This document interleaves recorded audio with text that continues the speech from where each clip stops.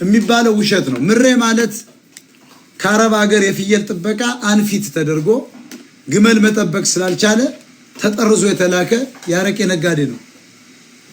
ይሄንን የጦር አካዳሚ የሌለውን ሰው ያንን ትልቅ ጀግና የቤት አማራ ህዝብ መምራት የማይችልም ደንቆሮ ማለት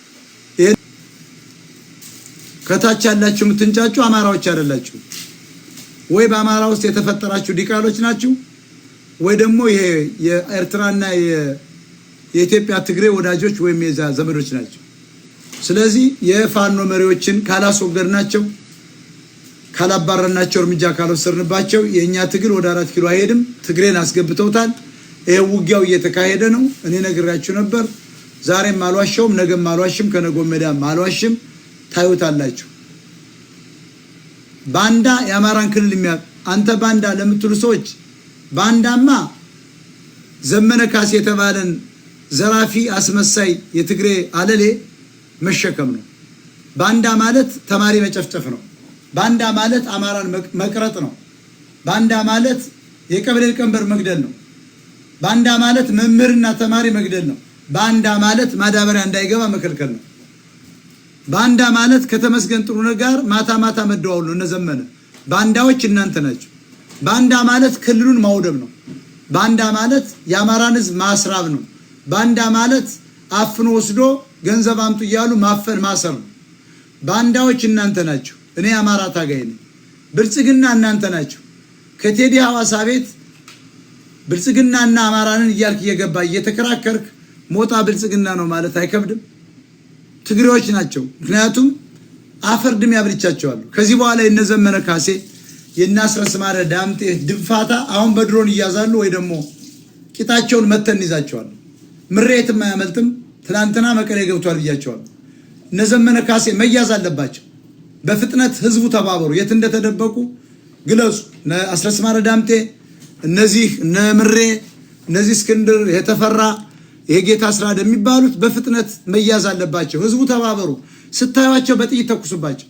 እነዚህ እናንተን ለማዋረድ ህዋትን ተሸክመው ቋራ አልፈው ሱዳን ጫፍ ላይ 9 ሰዓት በሞተር ተጉዘው 9 ነው አማራን እንመራለን ብለው በትግሬ መሪ ሆነው አዲስ አርማ ይዘው የመጡ ናቸው። ይሄ ነው። ስለዚህ እዚህ ውስጥ ያሉት ወራዳዎች ሻቢያ ናቸው። ሻቢያ አማራ መስሎ ባንዲራ ይዟል። የኢትዮጵያ አጋሜ አማራ መስሎ ዘገየ የሚባሉ ሁለቱን ወስዳቸዋለን። ዱባይም ከዚያ ማያመልጡ እየተከታተልናቸው ነው። ዘገየን በተለይ እየተከታተልነው ነው። ሄኖክ የሚባል ደግሞ ተከታትለነዋል። አሁን ወንጀል እየሰራ ነው። ይሄን ወንጀለኛ ከአፍሪካ ሀገር መውሰድ ይቻላል። ችግር የለውም። በኢንተርፖል እንወስደዋለን። ፋክቶ ነው። እናጋልጠዋለን። እዚያ ማአት ጎንደር ያለ እናጋልጣለን። ጎንደሬዎችም እንዲመቷቸው በዶላር እንመድባለን። እነዚህን እናጠፋቸዋለን። እነዚህ የነዘመነ ካሴ ጭሰኞች የሞጣ ወንድም ይገደል ሞጣ ይገደል የሚሉ እኛንን ቀደምን እናጠፋቸው። ከመንግስት ጋር ሆነን እንወስዳቸዋለን ራሱ። ምክንያቱም ህዋትን ተሸከመው እየመጡ ነው። ምክንያቱም ኦሮሞን ቆለጡ ላይ ውሃ ሲያስር የነበረን ትግሬ መልሰው እያመጡ ነው። ወደባችን ነጥቆ ሄደ ኤርትራን ምን አባቱ ሊሰራ የሚመጣው ወደ ኢትዮጵያ 2 ሚሊዮን እኮ አዲስ ሌሎች እየፈነጩ ነው። ስለዚህ በዘመነ ካሴ ቤት ውስጥ ተደብቃችሁ አፍሪካ ሀገር አሁን እንሰራበታለን። ልክ በኢንተርፖል አስረን አንገታቸውን አናስራቸው።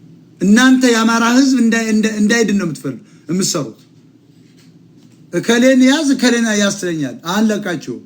አለቃችሁ። እናንተ እነማን ናችሁ? የሞጣን ወንድ የምትገሉ እናንተ እነማን ናችሁ?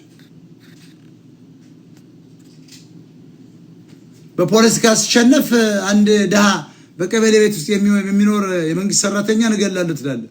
ነው የሚለው የኔ ወንድም አይደለም። ባይዘው የሚያሳየውን ይሄ ጠቅላይ ሚኒስትሩ ቢሮ ገባ ምናምን የዚህ አይነት ስልጣን ካለውማ ቀጥልበት ነው የምለው። እናንተን ለማጥፋት ነው እንደውም ቀጥል የምለው። የለውም እንጂ ስልጣን ይኖረው እንደውም የአማራ መሪ የሚመረጥ ከሆነ አብይ አህመድ የኔን ወንድም ወስደ መድበውማ ባህር ዳር ሙልጭ አርጎ ያጠፋልሃል። ይሄን ሌባውን ይሄን ዱርዬውን አማራን የሚጨፈጭፍ ክልሉን የሚያወድም ገበሬውን የሚቀርጥ ይሄንን አሳዶ ይመጣዋል። ሂድና አረጋን አባረው። ችሎታ የለውም። አንደኛ ትምህርት የለውም። አረጋ ምንሻ ነው። የኔን ወንድም ይወል ከዚያ ከአቃቢ ግል አንሳና የአማራ መሪ አድርገው ይጠቅማል። ፋኖን ሁሉ አረጋግቶ በጣም አሁን እቀሰቅሳለሁ። የኔ ወንድም የአማራ መሪ እንዲሆን አብይ አህመድ እየሰማ ነው። ነገ ሹመው ሽምሽር ሰሞኑ ልታረክ ስለሆነ የኔ ወንድም ከደብረ ማርቆስ ወስደህ ቁጭ አድርገው ይጠርግልሃል። መደዳው በጣም እውቀት ያለው ከአንደኛ እስከ 12ኛ ክፍል ከኦል አንደኛ እየሆነ የሚያልፍ የተማረ ኃይለኛ ተማሪ ነው። ስለዚህ የኔ ወንድም በቀጥታ ወይ ፍትህ ሚኒስትር አድርገው አብይ አህመድ ወይ ደግሞ የአማራ መሪ አረጋን አባረው ዋጋ የለው ወይ ደግሞ ማን ነው ተመስገን የሚባለውን አባርና የኔ ወንድም ሹመው ምክትል ጠቅላይ ሚኒስትር አድርገው ያሳያል። ፖለቲካ ይችላል፣ እውቀት አለው። ይሄን ሁሉ ግሪሳ ያጠፋልሃል። በኢንተርፖል እያነቀ ያስገባልሃል። ህግ አዋቂ ነው። የአማራ መሪ አድርገውማ ግድ የለም። ህዝቡን በቃ አይራብ፣ ተማሪውም አይገደል፣ እናቶቻችን ቀረጥ አይቀረጡ። ስለዚህ እንደውም ከዚህ በኋላ መስራት ያለባቸው የሞጣ ቀራኒዮ ወንድም የአማራን ክልል ይምራ የሚል ቅስቀሳ እንጀምራለን። ፎቶውን ሰጣቸዋለሁ። የአማራ መሪውን ብለን እንዳሳምነው ጊዜ እንቀሰቅሳለን። መሆን አለበት። ባህር ዳር ወስደሽ ሹመው እናሳያለን። ከዚያ በኋላ እናሳያለን። አንተ ግና ነው የምትላደል። እንደውም እኔ ይሾ ብያልኩ ነው። የኔን ወንድም ወስዳችሁ ሹሙት። በጣም እውቀት አለው። ገበሬው ይወደዋል፣ ፋኖ ይወደዋል፣ ፖሊሶች ይወዱታል፣ አቃቢ ዳኛው ይወዱታል። ስለዚህ የኔን ወንድም ንጹህ ስለሆነ ወስደህ አረጋ ከበደ ጀሮን ብለህ አባረህ የሞጣ ቀራኒዮን ወንድም የአማራ መሪ አድርገህ ቁጭ አድርገህ ከዚያ በኋላ ፋኖም ችግር የለም፣ ምንሻም ችግር የለም፣ ምንም ችግር የለም፣ ልማትም ምንም ችግር የለም። ወስደህ መድበው። እምቢ ካለ አስረሹመው መምራት አለበት። አማራ ምን መሪ መሆን አለበት። የኔ ወንድም ባህር ዳር ውሰደው። ማንም አይፈራም። እሱ ዙሪያውን ነው የሚያጥር። በ3 ቀን ውስጥ ዙሪያውን ያጥረዋል። የራሱ ስልጣን በደንብ አድርጎ ሰክስጎ ነው አሩን አብልቶ ይሄንን የአህያ ሌባውን ሁሉ ይይዘዋል። ቀረጥ የሚቀርጠውን የሰፈር ሌባ በፋኖ ስም ተደብቆ የሚደፍረውን እያሳደር ጭንቅላቱ ነው የሚበትነው። ወስደን አረጋ ከበደን አባሩት።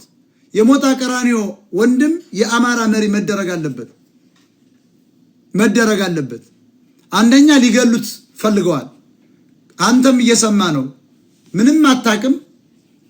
የአማራ ልጅ ነህ። ሹመት እምቢ እንዳትል። ሊገሉ ስላሰቡ ተጠናከርና ባህር ዳር ግባ። ኛውን ፋኖ እየተውክ ሌባውን ይሄ አማራን ያሰደደውን የሚረብሽ አናርኪዝምን የፈጠረው ስርዓት አልበኛውን ጭንቅላቱ እያልክ አጥፋልኝ። ስለዚህ የሞጣ ቀራኒዮ ወንድም የአማራ ክልል መሪ ብቻ ሳይሆን ጠቅላይ ሚኒስትር መሆንም አለበት። ከዚህ በኋላ የኔ ወንድም ጠቅላይ ሚኒስትር መሆን አለበት። ተወስኗል። አማራ ነው፣ ደፋር ነው፣ ጀግና ነው፣ አማራን ይወዳል። የደሃ አባት ነው፣ ዘራፊ አይደለም። እዩት፣ እዚያ በቀበሌ ውስጥ ነው የሚኖረው። አንድም ጉቦ አይነካም። ስለዚህ የኢትዮጵያ ጠቅላይ ሚኒስትር መሆን ያለበት የሞጣ ቀራኒዮ ወንድም ነው። አንደኛ እውቀት አለው። የማርቆሶች እየሰማችሁ ነው። የኔ ወንድም አሁን አገር አይመራም። አልመራም። አገር የአብይን ቦታ ብትሰጡት አይመራም። አሳምሮ ነው የሚመራው። ያውን በጣም ደፋር ነው እንዳለ። ይሄንን አሁን አብይ የሰራው መዋቅር ከነ ወታደሩ ይበትነዋል። በትኖ እውነተኛ ሰው ብቻ ነው የሚፈልግ። የኔ ወንድም ጉቦን ይጸየፋል፣ ዘረኝነትን ይጸየፋል፣ ሌባን ይጸየፋል፣ ውሸታም ይጸየፋል። ቅን ነው። የሃይማኖት አጭበርባሪዎችን ይጸየፋል። ስለዚህ የኔ ወንድም ጠቅላይ ሚኒስትር ቢሆን ኢትዮጵያ ያልፍላታል። በእውነት እናንተ ብልጽግና ነው ትላላችሁ። ብልጽግና ቢሆን ጥሩ ነው። እንደውም አሁን ከዚህ በኋላ የኔ ወንድም ብልጽግና ግባ። የብልጽግና ቀንደኛ ደጋፊ ሆነ ተንቀሳቀስ። ስራ ልቀቅና የፖለቲካዊ ሹመት ውሰድና አማራ ክልል መጀመሪያ ተንቀሳቀስ 1 ዓመት። ከዚያ ወደ ጠቅላይ ሚኒስትርነት ውድድር ትገባለህ። በቃ ወይ ደግሞ ወስደህ የሀገሪቱ የደህንነት ኃላፊ አድርግ። በቃ ኮርኩሞ ያስተምራል እያንዳንዱ። ስለዚህ ወስነናል።